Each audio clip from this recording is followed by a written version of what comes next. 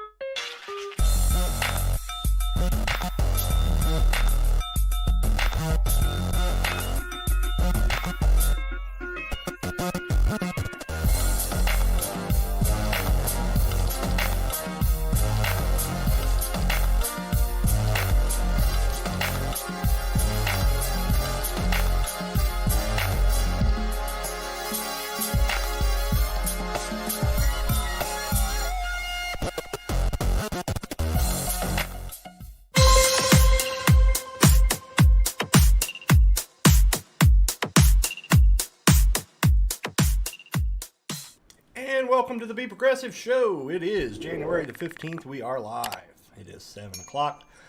And we're going to start tonight's show with a little information about the other QAnon dum-dum. We talked about Marjorie Taylor Greene and all that impeaching Biden kind of garbage yesterday. So I wanted to focus a little bit on Mrs. Lauren Boebert. There are a lot of things about this girl you don't know, because I just figured a lot of these things out myself tonight after looking into her past. So this article is really well written. There's so much in it that I wanted to read, but I know sitting and listening to me read is not pleasurable, and so I'll just hit a few highlights on here. But okay, first off, for those who don't know, Lauren Boebert is one of the two QAnon conspiracy believers that are in the House. The other one's Marjorie Taylor Greene.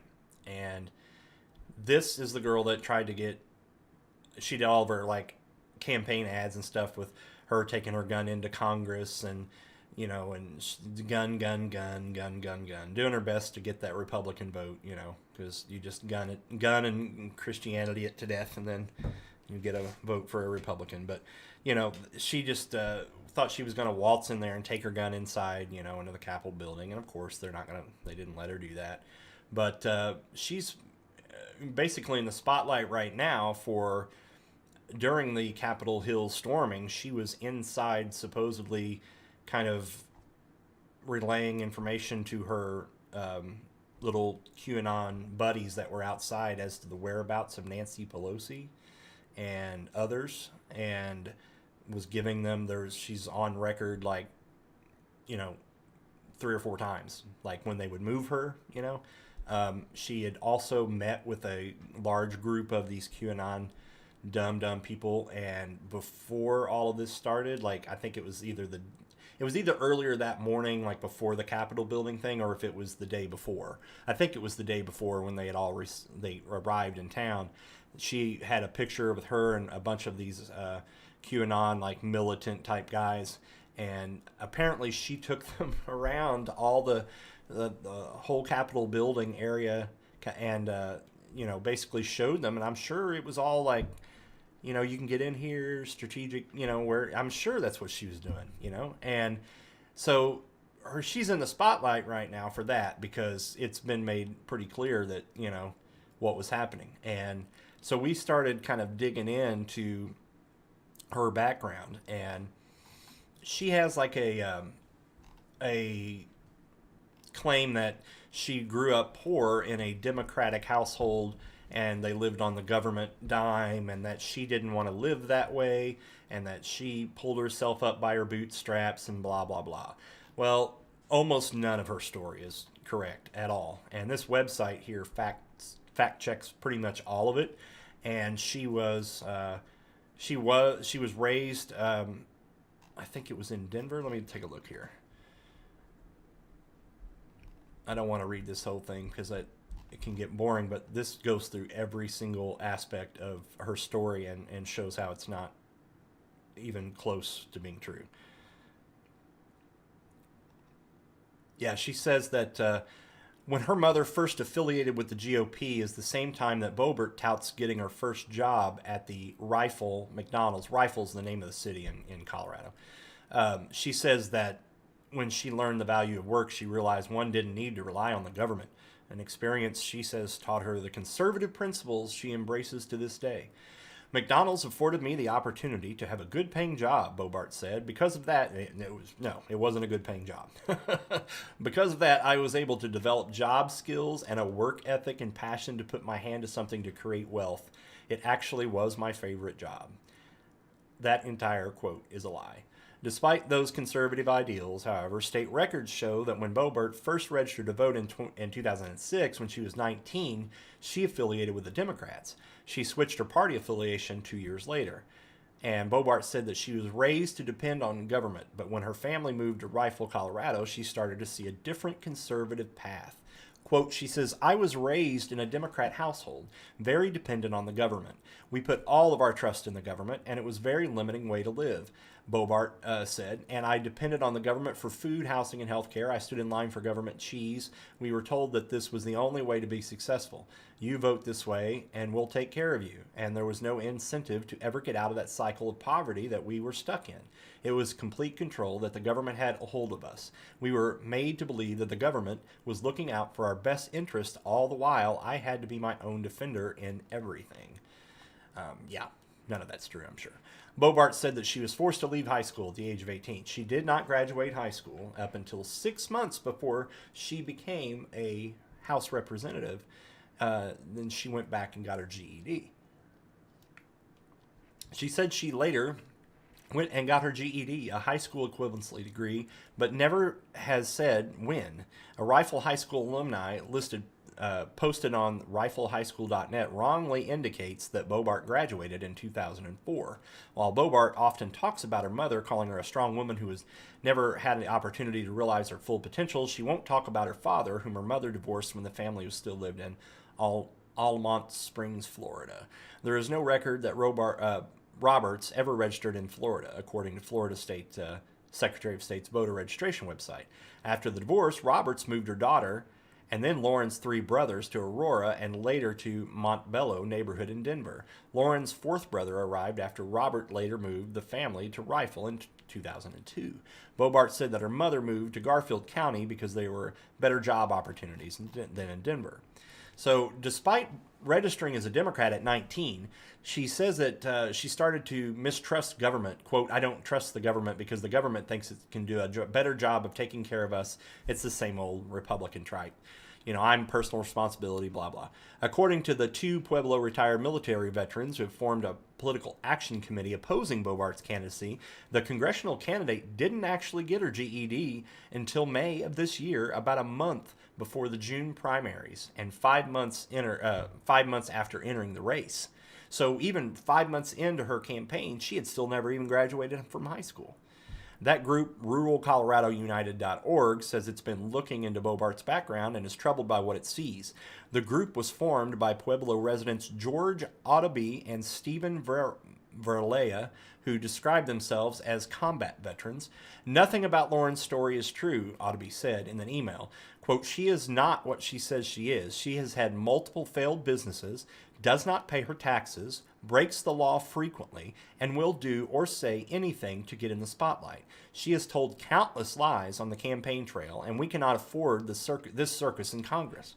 Numerous court law enforcement records show that Bobart has gotten into hot water many times over the years." So it says that she was arrested in 2015, and Mesa County Sheriff's deputy were arrested by a sheriff deputy in county at a country jam event, and where she started yelling at them for detaining underage drinkers, saying numerous times that she had friends at Fox News and would expose them, according to her arrest affidavit.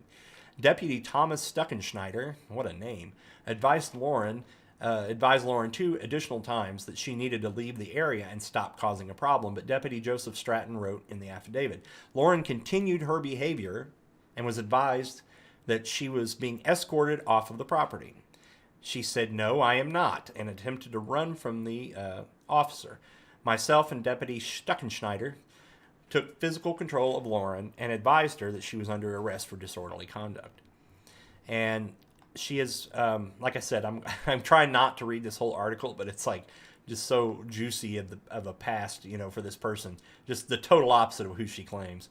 But yeah, she's been arrested I'll just sum it up. She's been arrested 4 times.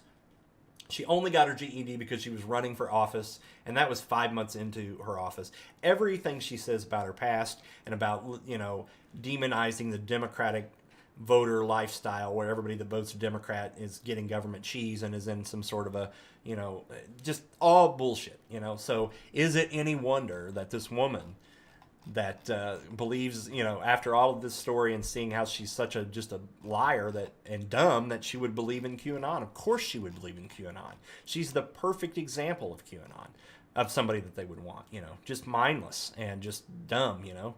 So there she is in all of her glory. We've exposed both her and the other QAnon, Marjorie Taylor Greene, as just complete and delusional frauds. That's really all they are. So anyway, I'm going to move on. I had her Wikipedia pulled up. There's some stuff in there. It just scratched the surface. You'll find all kinds of things about her that you didn't know. And it's pretty crazy. So, all right, we're going to move on here to the next story. All right. The American Thinker is a website. It's a right-wing, you know, pretty hard right-wing website. And they were one of the websites that were pushing the Dominion voter fraud stuff, the Sidney Powell crap and the Rudy Giuliani and Jenna Ellis stuff. And they released this, I think it was today. Yeah, it was today. said that we've received a lengthy letter from Dominion's defamation lawyers explaining why they believe that their client has been the victim of defamatory statements. Having considered their full import of the letter, we've agreed to at their request that we publish the following statement. American thinker and contributors Andrea Widberg, R.D. Wedge, Brian Tomlinson, and Peggy Ryan have published pieces on AmericanThinker.com that falsely accuse U.S. Dominion Inc., Dominion Voting Systems Inc., and Dominion Voting Systems Corporation, collectively Dominion, of conspiracy to steal the November 2020 election from Donald Trump. These pieces rely on discredited sources who have peddled debunked theories about Dominion's supposed ties to Venezuela, fraud on Dominion machines that resulted in massive vote switching or weighted votes, and other claims falsely stating that there is credible evidence that Dominion acted fraudulently. These statements are completely false and have no basis in fact. Industry experts and public officials alike have confirmed that Dominion conducted itself appropriately and that there is simply no evidence to support these claims. It was wrong for us to publish these false statements. We apologize to Dominion for all the harm that this caused them and their employees. We also apologize to our own readers for abandoning 9 journalistic principles and misrepresenting Dominion's track record and its limited role in tabulating votes for the November 2020 election. We regret this grave error. Oh, dear God, please, Dominion. We'll do anything. Don't sue us, please. Yeah. How quickly do these places, Newsmax and this side and OAN, how quickly when reality smacks them in the face with a nice big fat lawsuit that, oh, never mind, everything we just said was a lie. We got caught. Thought that was funny. All right. Oh, yes. I was kind of tracking this woman's obnoxious, and I just was kind of tracking her to see if she had gotten arrested. And it says that she has now been busted. She is a Texas real estate agent who took a private jet to the Capitol, has been arrested. I would love for this to go away and get out. Are you kidding me? Daily Beast. Anyway, she did get busted finally. I'm not going to be able to tell the story because when I looked at this earlier, I didn't get this crap. I'm never going to sign up for the Daily Beast, ever. So you can keep you and Washington Post and all you other websites that require logins. Such bullshit. All right, we'll move on here. So it looks like the Democrats are having some issues. Well, going to be having some issues with Governor Newsom. It looks like the California Democrats starting to take that Governor Newsom recall effort that the Republicans had started in California seriously. And I'm going to play a little bit of this here. And let's go full screen on this guy.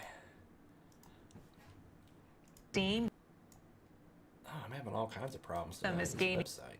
A petition to recall Governor Gavin Newsom is gaining steam, garnering over 1 million signatures. It's KPIX 5's John Ramos reports the state Democratic Party is starting to take it seriously. Whether you think Gavin Newsom is doing a good job or a bad job, the fact is the pandemic has made being governor a thankless job. If Governor Newsom didn't have enough problems with the pandemic, now he has one more. Steve Scheid. We're starting to get 100 signatures a day at a location like this. And when I first started, I was getting 10, 20 a day. Scheid has been volunteering every day to gather signatures for a recall ever since he lost his engineering job to the COVID-19 shutdown. So who's signing the petition? There are people that have their businesses are shut down, small businesses, people that want to go to church. But the California Democratic Party doesn't believe that. This recall effort, which really ought to be called the California coup, is being led by right-wing conspiracy theorists, white nationalists, anti-vaxxers, and groups who encourage violence on our democratic institution. The party is getting heat for press conference comments yesterday tying the recall to the rioters who stormed the Capitol. And with Democrats currently trying to kick Donald Trump out of office, the chair of the California GOP says it's hypocritical to be calling the petition drive an attempted coup.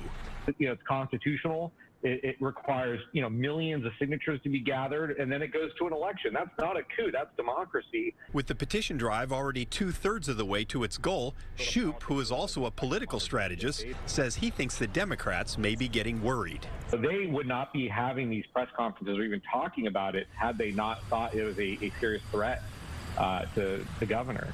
In Antioch, John Ramos, KPIX 5. And Republican fundraisers say donations are up since the comments, and Democratic strategists across the country are saying that it was a mistake to try to link the recall to the rioters without any proof. So, regardless of your party affiliation, you can't look at Newsom and think that he's done a good job in California, even if you're a Democrat. I mean, he's done some good things, and but for the most part, California needs somebody a little bit more progressive, a lot more progressive. Anyway, I thought that was kind of crazy that they're already almost to their goal of signatures of being able to recall him, and apparently they can legally do it. I don't know. We'll see. We'll keep an eye on that and see if it develops. Another fun story that I saw. It looks like all the leftist women on Bumble have been setting up fake accounts, basically, and trying to lure by using the political affiliate. They had a political filter, like you could say, like if you're left or right or whatever on their app, I guess. And it says that they had to remove the political filter after people used it to lure the conservatives who were at the Capitol riot into sending incriminating evidence. This is really funny. The dating app Bumble has temporarily removed the political identification filter to prevent misuse. The move came after the women tweeted about using the filter to find conservatives who took part in the Capitol breach and passing the evidence on to law enforcement. Users started to notice that the political filter had been removed on Thursday and criticized Bumble for appearing to protect the insurrectionists. Bumble added that it had removed the accounts of the people who had been confirmed as participants in the attack on the Capitol. The dating app Bumble temporarily suspended its political filter in the U.S. after multiple people tweeted about using it to find conservatives who took part in the insurrection. And I saw, there were some screenshots and stuff. And so there's just these women that are like, let's see here, quote, she's matching with the MAGA bros and they're bragging and sending her pics and videos from the Capitol. She's sending that to the FBI. So, I mean, it wouldn't be hard. These rubes, you would be able to fool them pretty easily. I thought that was funny. That's bullshit, man. Leave that shit alone, Bumble. I mean, they're doing the good work there, I don't know about that, but that's weird. And then there's one other thing here. I saw that outside of Representative Tom Cole's office, they placed an upside-down flag something with, like that. Well, here's something else. With your saying farmer's policy insurrectionist new car replacement, enabler. you can get a new one. And That is something else. Pretty funny. Get a whole lot There's of I think something there's with a little farmers' bit of policy video perks. here. We are farmers. Someone accused of putting an upside-down American flag outside Congressman Tom Cole's office in Norman. Here it is. The flag reads, quote, Tom Cole, insurrectionist enabler. We reached out to Congressman Cole's office and they told us in part, quote, taking criticism is part of being an elected official, but no one should ever disrespect the American flag when making their And this is what we're going to see, folks. We're going to see all of these people, all of these Republicans that voted against getting rid of Trump and were, basically just pro the insurrection. They're not going to say that that's what they wanted, but that's what they wanted. That's what they wanted. And so we're going to do things just like this outside of their office. We're going to remind them every day in our public lives when we see people out that have got MAGA stuff or they've still got QAnon crap. They need to be ridiculed. These people need to be just completely ridiculed by the entire society for what they are. And I don't think that there's anything wrong with what happened right here. So no one got hurt. Just letting everyone know what kind of a guy Tom Cole is. So, all right, folks. Well, I think I'm going to wrap it up for tonight. We will be back tomorrow night, 7 p.m. And if you don't already, please like, subscribe, comment, share. All those things are very important to us new YouTube content creators. it's hard to make it in a political talk genre on YouTube right now. So I have grown in membership by double over the last couple weeks, just because I got lucky enough to have one video go to almost 10,000 views. But you know, that was probably one person that shared that and got, you know, one person saw it that has a lot of followers and it just went. So one share really helps a lot, you know, Twitter or Facebook or anything like that. I am on Facebook as well. I've been posting all my videos there. So if you are on Facebook and would like to follow me, you can find our page there as well. So I will see everybody tomorrow at 7 p.m. Eastern Time. This is the Be Progressive Show, and I am Brandon Neal.